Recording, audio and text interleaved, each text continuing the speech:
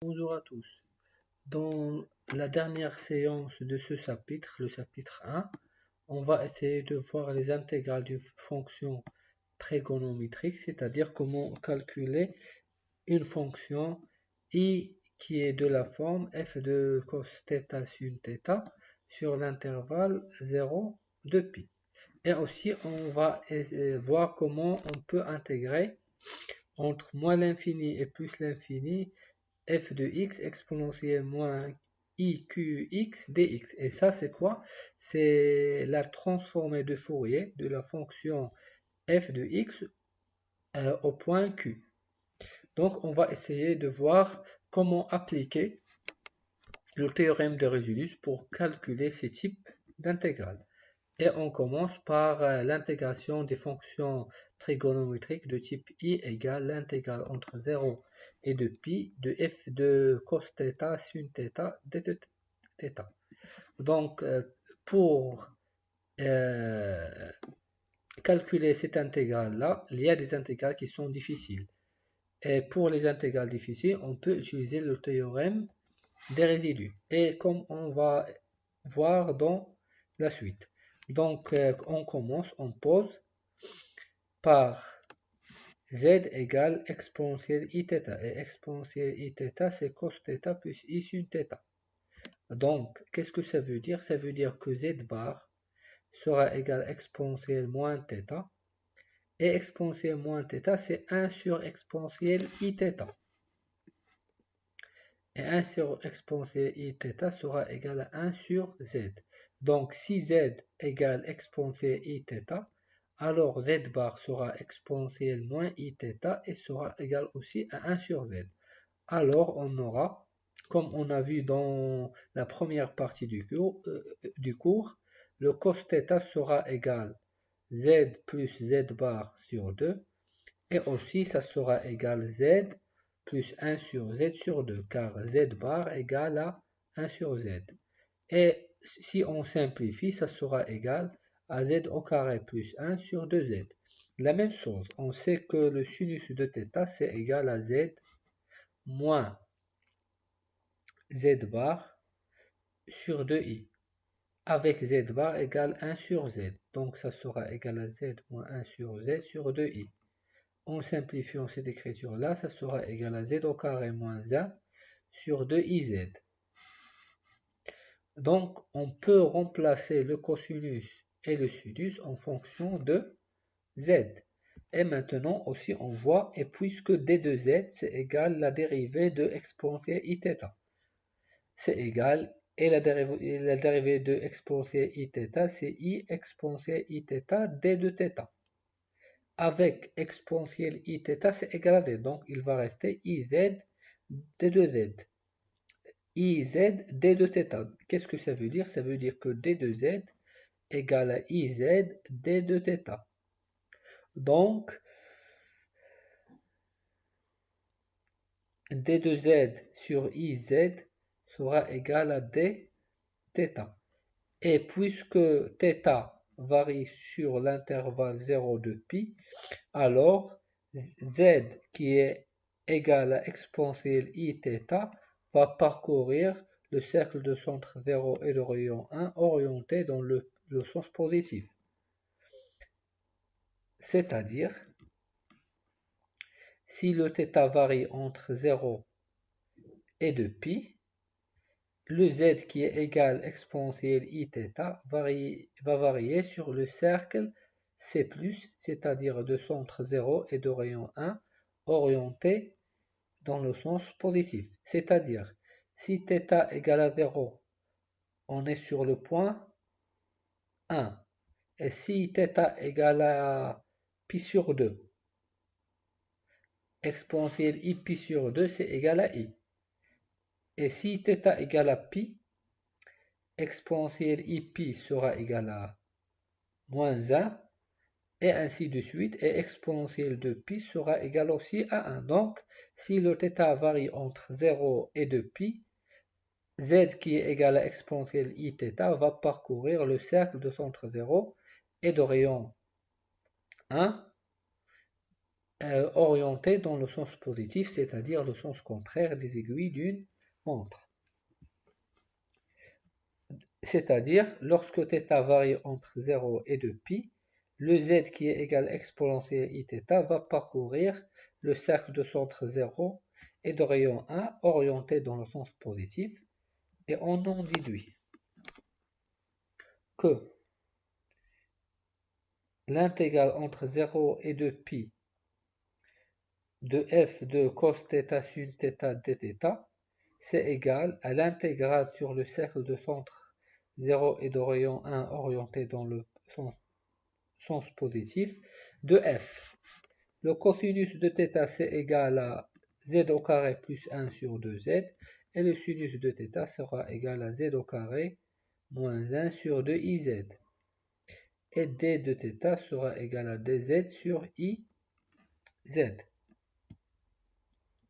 Donc, si on pose f de z égale grand F de z au carré plus 1 sur 2z, z au carré moins 1 sur 2iz fois 1 sur iz, alors f de z est une fonction holomorphe, car elle est bien définie et holomorphe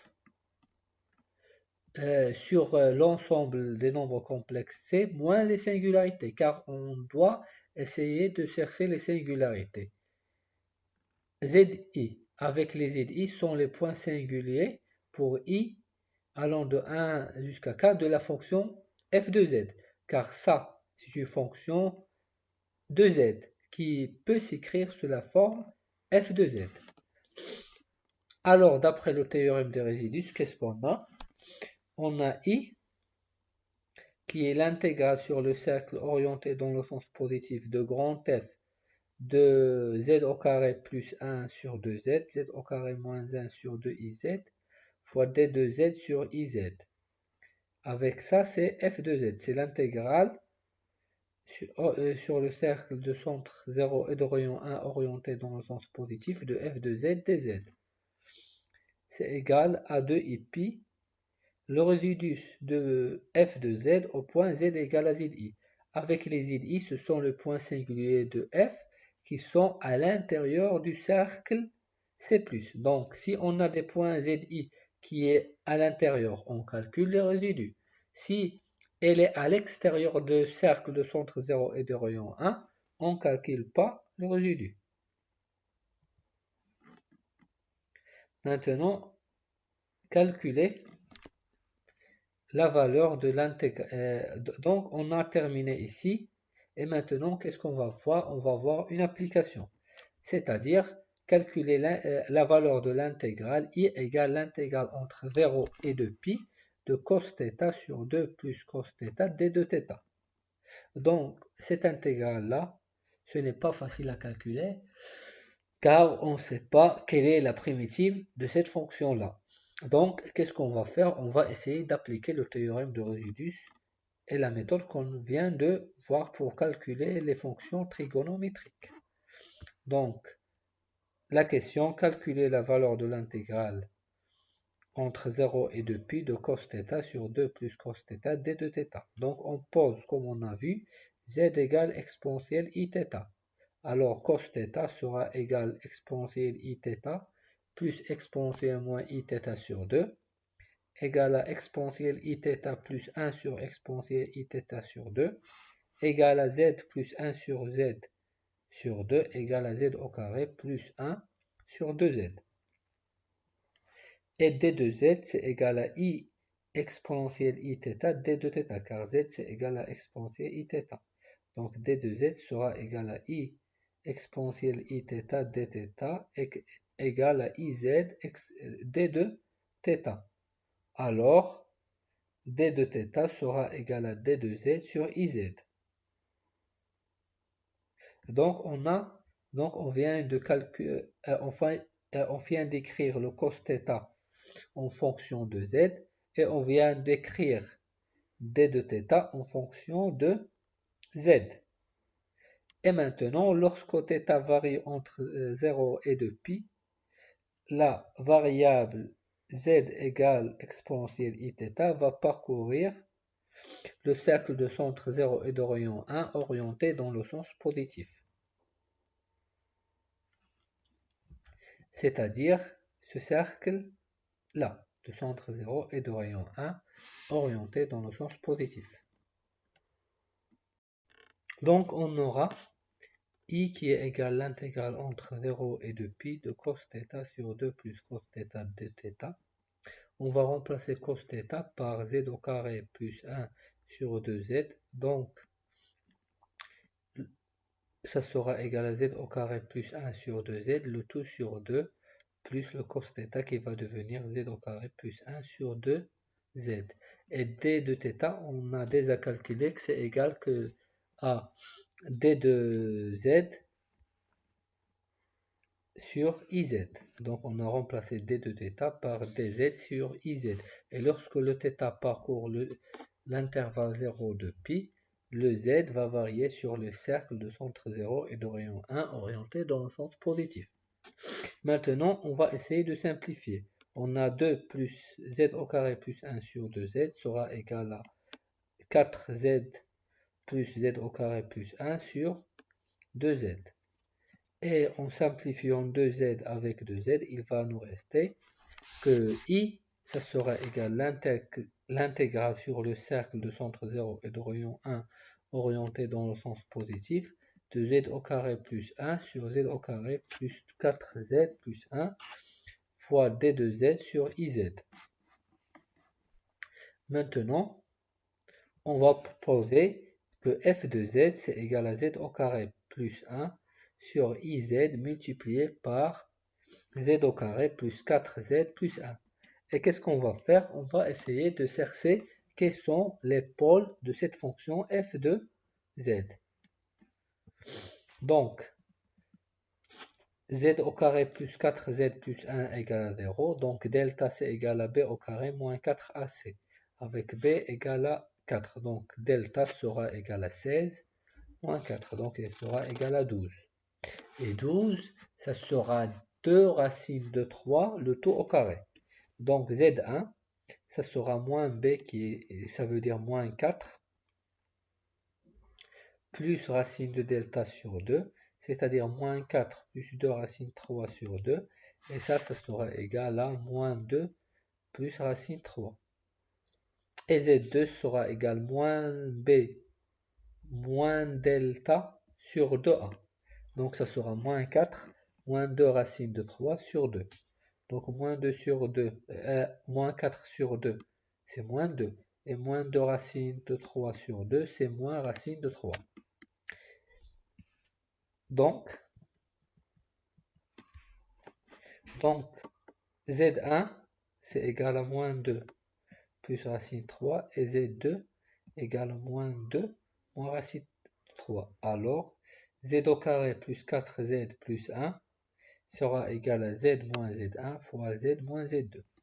Donc ici, on va remplacer Z au carré plus 4Z plus 1 par Z moins 1, Z1 fois Z moins Z2. Donc l'intégrale I va devenir Z au carré plus 1 sur IZ fois Z moins Z1 fois Z moins Z2 dz sur le cercle de centre 0 et de rayon 1 orienté dans le sens positif.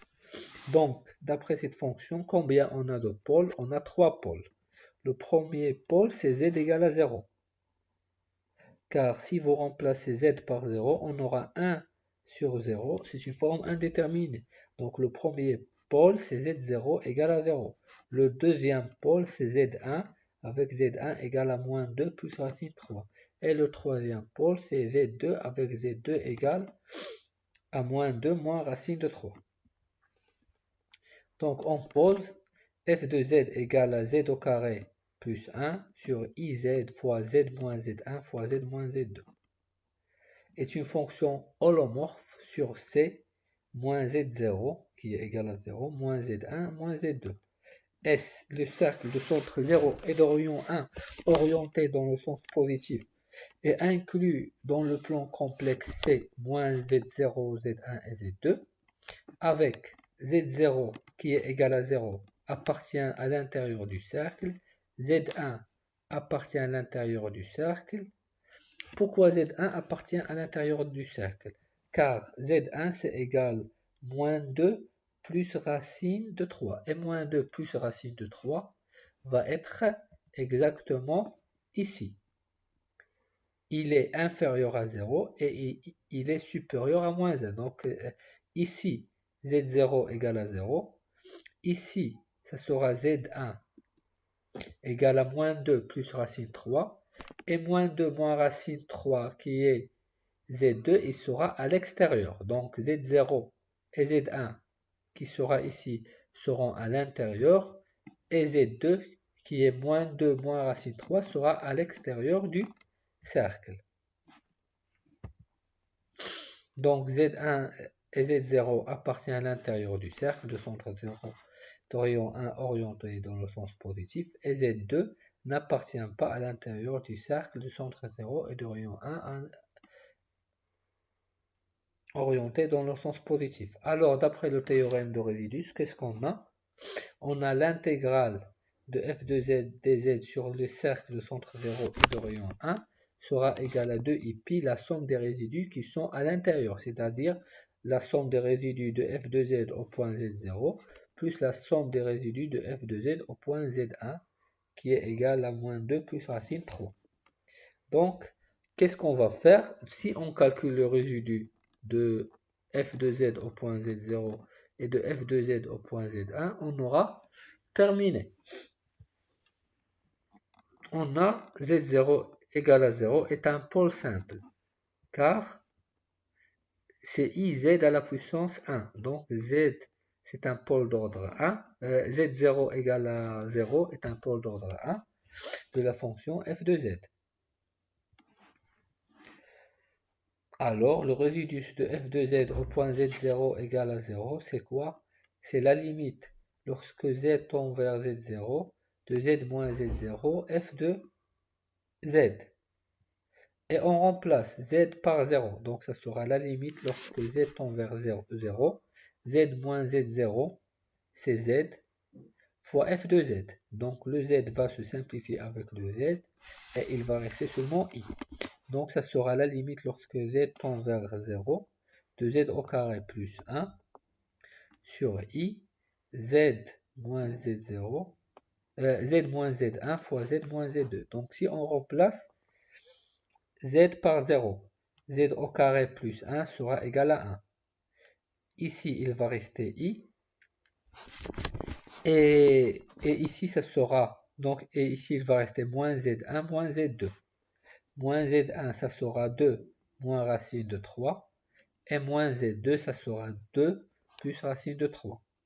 Et 2 moins racine 3 fois 2 plus racine 3, c'est une forme, c'est une identité remarquable. C'est a moins b fois a plus b. Le produit de a moins b fois a plus b, c'est a au carré moins b au carré. C'est-à-dire 2 au carré moins racine 3 au carré, c'est 4 moins 3, c'est 1. Donc il va rester 1 sur i. Et 1 sur i, c'est i à la puissance 4 sur i. C'est égal à i à la puissance 3. Et i à la puissance 3 égale à moins i. Donc le résidu de f de z au point z0 égale à 0 égale à moins i. Maintenant, on va essayer de calculer le résidu au point z1. Voilà f, on a z moins z1 à la puissance 1. Donc z1 est un pôle d'ordre 1 de la fonction f de z. On a z1 qui est égal à moins 2 plus racine 3 est un pôle simple de la fonction f de z. Alors, d'après la formule pratique des calculs des résidus, on a le résidu de f de z au point z1 égal à moins 2 plus racine 3. C'est la limite lorsque z tend vers z1 de z moins z1 fois f de z. C'est la limite lorsque z tend vers z1 de z moins z1 fois f de z. On va remplacer f de z par sa valeur. Donc, qu'est-ce qu'on a? on a z moins z1 fois z moins z1. Donc, on va les simplifier. Qu'est-ce qu'il va rester? Il va rester la limite lorsque z tend vers z1 de z au carré plus 1 sur iz fois z moins z2. Donc, on remplace z par z1. Ça sera z1 au carré plus 1 sur iz1 fois z1 moins z2. Donc qu'est-ce qu'on aura? Z1 au carré. C'est 4 plus 3 moins 4 racine 3. Donc 4 plus 3, c'est 7. Plus 1, 8. Donc ici, il va rester 8 moins 4 racine de 3. Et Z1, c'est moins 2 plus racine de 3. Et Z1 moins Z2, il va rester 2 racine de 3. Donc, ici, donc 8 moins 4 racine de 3 avec moins 2 plus racine de 3, il va se simplifier. Il va rester ici moins 4. Moins 4 sur 2, il va rester moins 2 sur i racine de 3. Et moins 2 sur i racine de 3, ce sera 2i sur racine de 3. Donc on a le résidu de f de z au point z1 sera égal à 2i sur racine de 3. Alors on déduit que i qui est égal à l'intégrale sur le cercle de centre 0 de rayon 1 orienté dans le sens positif de f de z dz sera égal à 2i pi le résidu de f au point z0 plus le résidu de f au point z1. Le résidu de f au point z0 égale à moins i et le résidu de f au point z1 sera égal à 2i sur racine de 3. Donc i fois i. I fois moins i, ça sera égal à 1. Et i fois i, ça sera moins 1. Donc ça sera 1 moins 2 sur racine 3. Et on va simplifier, donc ça sera racine 3 moins 2 sur racine 3. Le tout multiplié par 2pi. Et on peut multiplier par le conjugué, donc qu'est-ce qu'il va rester? Il va rester moins 2pi sur 3 plus 2 racine 3, car ici on va multiplier par racine 3 plus 2, et ici on va multiplier par racine 3 plus 2. Racine 3 fois racine 3, c'est 3, et 2 fois racine 3, c'est 2 racine 3. Car on va multiplier par le conjugué et diviser par le conjugué, c'est-à-dire on va multiplier par racine 3 plus 2 et diviser par racine 3 plus 2. Et ainsi on aura terminé le calcul d'intégrale des fonctions trigonométriques en utilisant le théorème des résidus.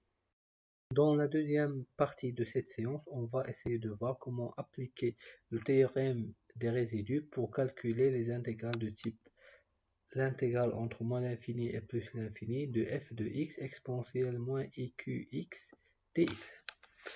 Donc, on va utiliser les théorèmes des résidus. Donc, soit z1, z2, zp des points singuliers de la fonction f de z. Avec f de z, une fonction holomorphe sur c moins les points singuliers z1, z2 jusqu'à zp. Donc, on a deux situations. Première situation, qu'il n'y a pas de points singuliers sur l'axe réel.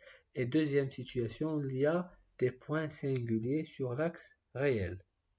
Donc, on suppose qu'il n'y a pas de point singulier sur l'axe réel et on suppose aussi que la limite de f de z lorsque le module de z tend vers l'infini est égal à 0.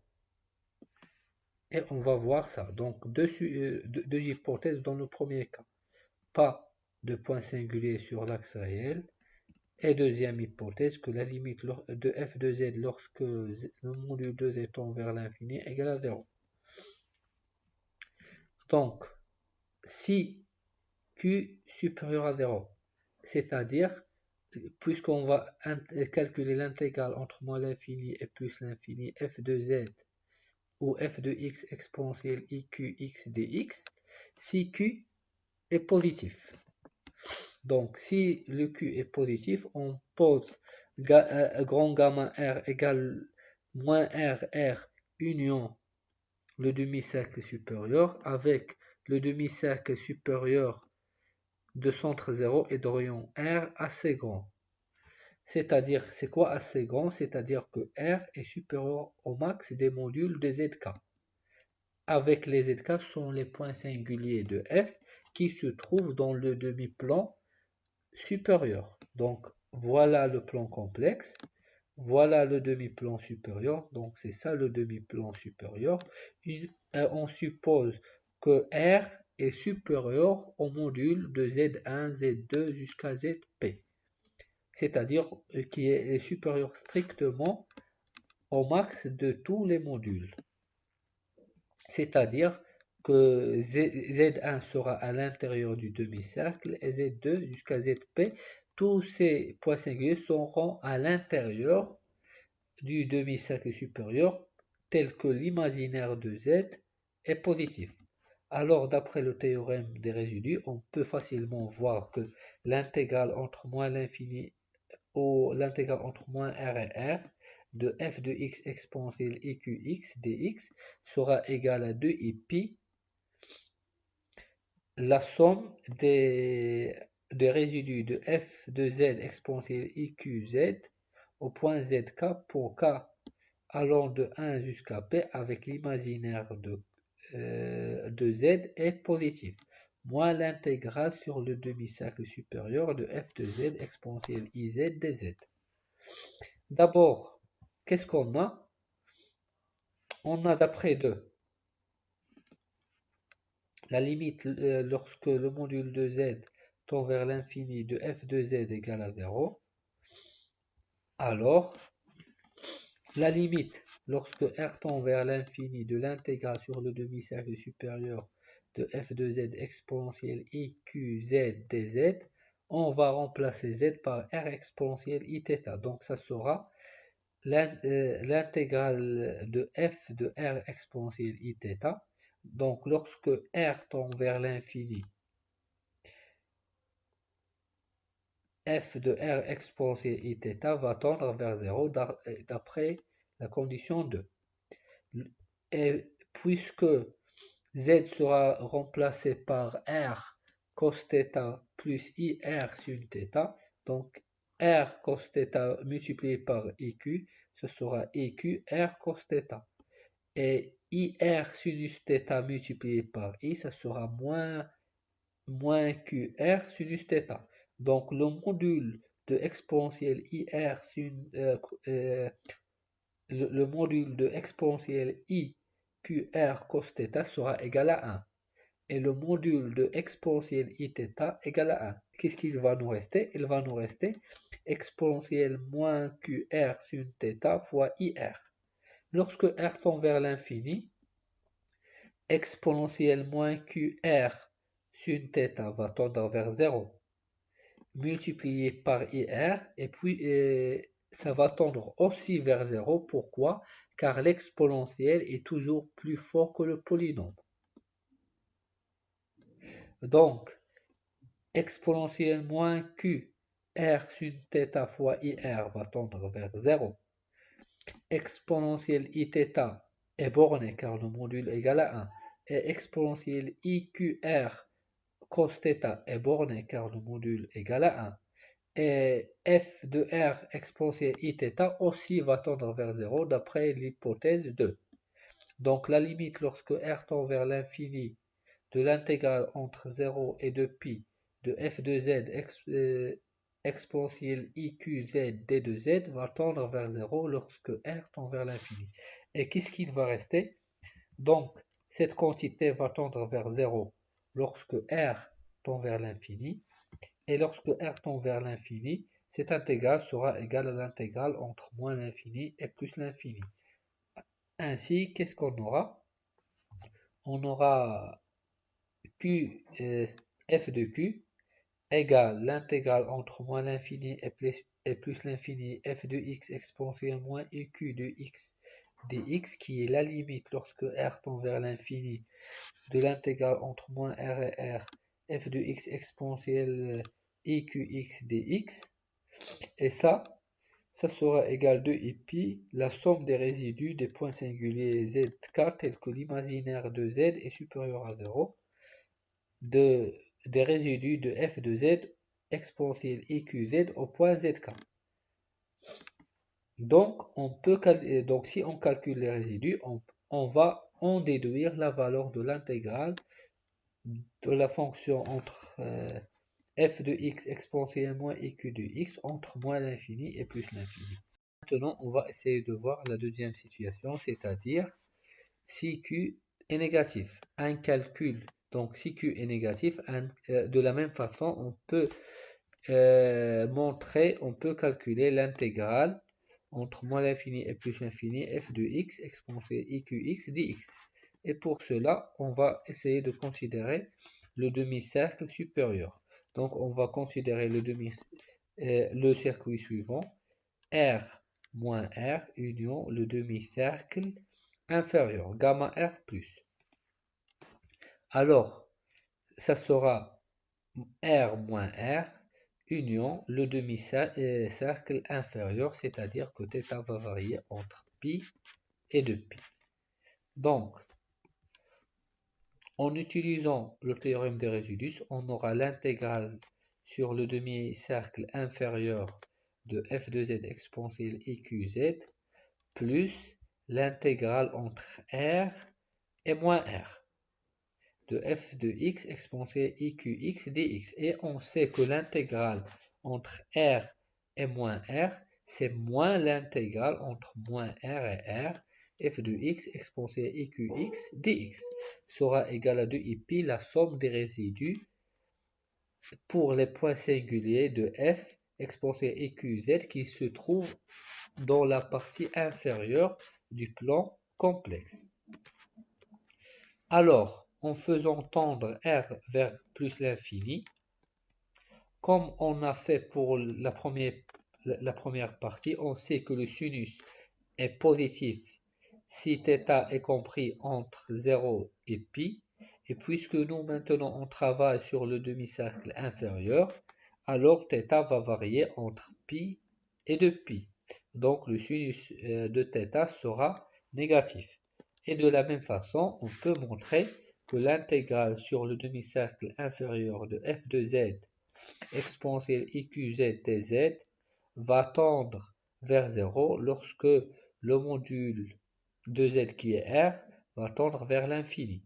Alors, la première intégrale va tendre vers 0 et on déduit que l'intégrale entre moins l'infini et plus l'infini f de x exponentielle EQX dx, ça serait égal la limite lorsque R tend vers l'infini, l'intégrale entre moins R et R f de x exponentielle EQX dx, et le moins va aller de l'autre côté, donc on aura égal moins 2π la somme des résidus de f de z exponentielle EQZ au point zk, tel que zk appartient à l'intérieur du circuit lorsque R tend vers l'infini, c'est-à-dire l'ensemble des pôles, tel que l'imaginaire de z et l'imaginaire de zk est négatif.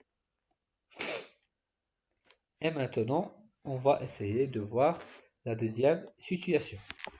Donc, dans la première situation, on a traité le cas lorsque on n'a pas de point singulier sur l'axe réel. Dans la deuxième situation, il existe un point singulier sur l'axe réel. Par exemple, Z1 égale à 0 est un pôle simple de f de z.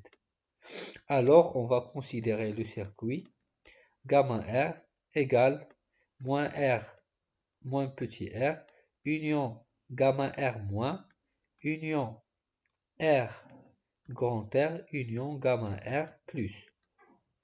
Avec moins R moins petit r est un segment et R grand R est un segment. Et gamma R moins est le demi-cercle supérieur de centre 0 et de rayon petit r supérieur à 0 avec R assez petite. Et grand R plus est le demi-cercle supérieur de centre 0 et de rayon R supérieur strictement à 0 avec R assez grand. gamma petit r moins, c'est-à-dire orienté dans le sens négatif, et gamma petit r plus, c'est-à-dire orienté dans le sens positif. Et pour la représentation, il sera représenté de la manière suivante.